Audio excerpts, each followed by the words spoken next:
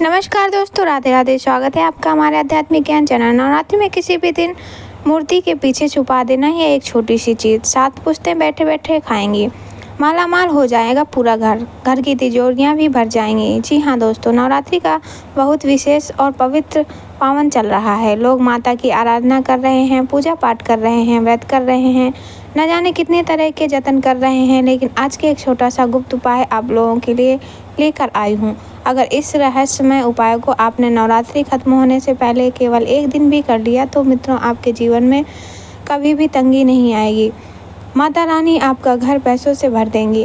घर में अन्न और धन की कभी कमी नहीं होगी। देखिए दोस्तों, मैंने आपको बताया कि तस्वीर के पीछे एक छोटी सी चीज़ छुपाना है, लेकिन आप ये बात भी ध्यान रखिएगा कि अगर किसी के घर में तस्वीर नहीं है तो वह माता रानी की मूर्ति के पीछे भी छुपा सकते हैं। नवरात्र में लोग अपने घर में माता रानी तस्वीर के साथ पूजा करते हैं, तो कोई अपने घर में माता रानी की मूर्ति के साथ या मूर्ति स्थापित करते हैं। अब लोग माता रानी का आशीर्वाद पाने के लिए 9 दिन की चौकी लगाते हैं, अखंड ज्योत जलाते हैं और सुबह शाम पूजा पाठ हवन करते हैं, कन्या पूजन करते हैं। लेकिन इतना सब कुछ करने के बाद भी कई बार माता रानी भक्तों से प्रसन्न नहीं हो पाती। सब कुछ करने के बाद भी माता रानी घर में प्रवेश नहीं करती। लेकिन आज जो वह छोटी सी चीज़ है आपको बताने वाली हूँ, वह चीज़ आपने मूर्ति या तस्वीर के पीछे रख दी तो माता रानी स्वयं आपके घर आने पर मजबूर हो जाएंगी और आपकी सारी मनोकामना पूर्ण कर देंगी। मित्रों, इस वीडियो को साधारण बिल्कुल मत समझना, क्योंकि अगर आप इस नवरात्रि अपना कल्याण करना चाहते हैं तो इस वीडियो को अंत तक ध्यान से ज़रूर देखना। सिर्फ उपाय करना ही आपके जीवन में आपको सफलता नहीं दिलाएगा। इस उपाय को करने के लिए आपको कुछ विशेष नियम और कुछ विशेष सावधानियां भी बरतनी पड़ेंगी, क्योंकि बिना नियम और बिना सावधानियों के यह उपाय सफल नहीं होता।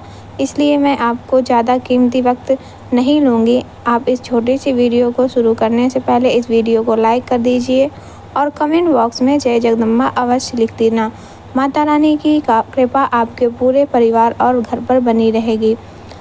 तो दोस्तों, हमारे घर में जो तस्वीर लगी हुई है वह तस्वीर सिर्फ साधारण नहीं है। कहते हैं कि नवरात्र में माता की तस्वीर और माता की मूर्ति का बहुत गहरा महत्व होता है। तस्वीर केवल एक चित्र नहीं होती, बल्कि उसमें भक्ति और ऊर्जा समाई हुई होती है। जिस घर में माता रानी की तस्वीर या मूर्ति होती है, नकारात्मकता कभी नहीं टिकती है। न नकारात्मक शक्तियाँ टिक पाती हैं, ना ही नकारात्मक घटनाएं होती हैं। तस्वीर को घर में मंदिर या पूजा घर के में रखते हैं और कुछ लोग अपने घर में माता रानी की तस्वीर को किसी भी दीवार पर लगा देते हैं, जो कि यह उनकी सबसे बड़ी गलती होती है। हमेशा माता रानी की तस्वीर को दक्षिण या पूर्व दिशा में रखने से घर में सकारात्मक ऊर्जा बनी रहती है। तो आप माता रानी की तस्वीर को दक्षिण या पूर्व दिशा में ही लगाएं। याद रखिए, मूर्ति और तस्वीर दोनों सिर्फ लड़कियां कागज़ नहीं है, बल्कि आपके विश्वास का प्रतीक है, आपकी शक्ति का प्रतीक है, आपकी श्रद्धा का प्रतीक है। माता रानी आपके घर में विराजमान है। कई बार लोग क्या करते हैं, खंडित मूर्ति माता रानी के घर में रखते हैं, टूटी फूटी और फटी हुई तस्वीर माता रानी की अपने घर में रखते हैं। तो यह चीज़ पूरी तरह से गलत है।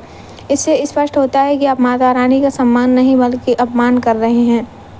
कहा जाता है दोस्तों, कभी भी घर में ना तो टूटी और खंडित मूर्ति रखनी चाहिए, ना ही फोटो की तस्वीर रखना चाहिए। आज के समय में मनुष्य के जीवन में सबसे बड़ा दर्द यही है कि मेहनत करने के बाद भी घर में बरकत नहीं टिकती। इंसान दिन रात मेहनत कर रहा है, खून पसीना बहा रहा है, लेकिन फिर भी घर में बरकत नहीं टिक रही है। पैसा बिल्कुल नहीं दिखता है। लाख कोशिशों के बाद भी पैसों की तंगी बनी रहती है और तिजोरी में जो पैसा रखा हुआ होता है वह भी बिना वजह खत्म हो जाता है। परिवार का चैन छिन जाता है। तो यही कारण है कि लोग ये तरह तरह के उपाय करते हैं, लेकिन तब भी उन्हें सफलता प्राप्त नहीं होती है। जो मैं आपके लिए आज ये उपाय लेकर आई हूँ, ये ज़रूर आपके लिए काम फलदायक होगा। एक बार ज़रूर करके देखना। इस उपाय को पुराने ज़माने में साधु लोग किया करते थे, इसीलिए आज तक किसी को यह उपाय पता नहीं है। तो दोस्तों, बने रहिएगा चैनल में हमारे। हम आपको बताने वाले हैं उपाय के बारे में। किस समय हमें तस्वीर या मूर्ति के पीछे रखनी है और रखने के बाद हमें क्या करना है, ये सब बातें आपके लिए जानना बहुत ज़रूरी हैं। और नियम सबसे पहले हम जानेंगे, क्योंकि देखिए दोस्तों, किसी भी उपाय का जो पहला स्टेप होता है, पहला भाग होता है, वह नियम होता है, क्योंकि अगर हम नियम नहीं बरतेंगे वह उपाय हमें फल नहीं देगा। तो सबसे पहले तो पहला नियम यही है कि हमें अपने मन में माता रानी की सच्ची श्रद्धा, अटूट विश्वास रखना पड़ेगा। आप पूजा पाठ करते हैं, लेकिन पूजा पाठ करने के बाद भी कई सारे जातक ऐसे होते हैं जिन्हें फल नहीं मिलता। हर व्यक्ति परेशान रहते हैं, ऐसा लगता है जैसे माता रानी उनके घर से पूरी तरह से जा चुकी हैं। लेकिन देखिए, आपको नियम की बात मैं सबसे पहले बताती हूँ, क्योंकि किसी भी उपाय को करने से पहले नियम जानना बहुत ज़रूरी होता है।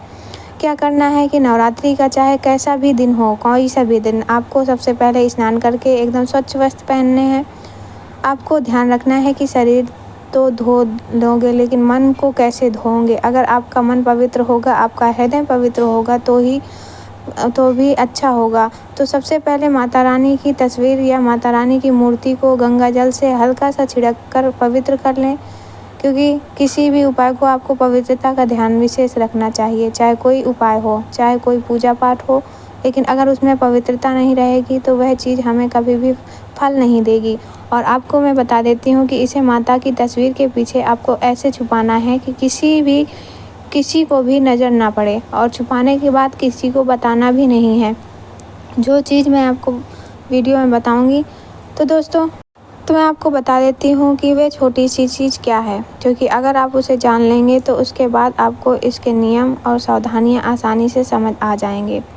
अगर आपने विशेष नियम और सावधानियाँ नहीं सुनी तो इस उपाय को करने का कोई मतलब नहीं होगा, और आप माता रानी को प्रसन्न करने की बजाय रुष्ट कर देंगे। इसलिए नियम और सावधानियाँ विशेष रूप से सुनना पड़ेगा। सबसे पहले मैं आपको यह चीज़ बता देती हूँ कि वह गुप्त उपाय और आसानी से नहीं मिलती है। देखिए, जो लोग माता की तस्वीर के पीछे नवरात्र में यह चीज़ छुपाते हैं तो उनके घर में तिजोरियाँ भरी रहती हैं, सोना चांदी घर में कचरे की तरह पड़ा रहता है। इसलिए आपको क्या करना है कि नवरात्रि में किसी भी दिन माता की तस्वीर के पीछे, मूर्ति के पीछे सिंदूर से लिपटी हुई छोटी सी चांदी की पत्ती रख दीजिए।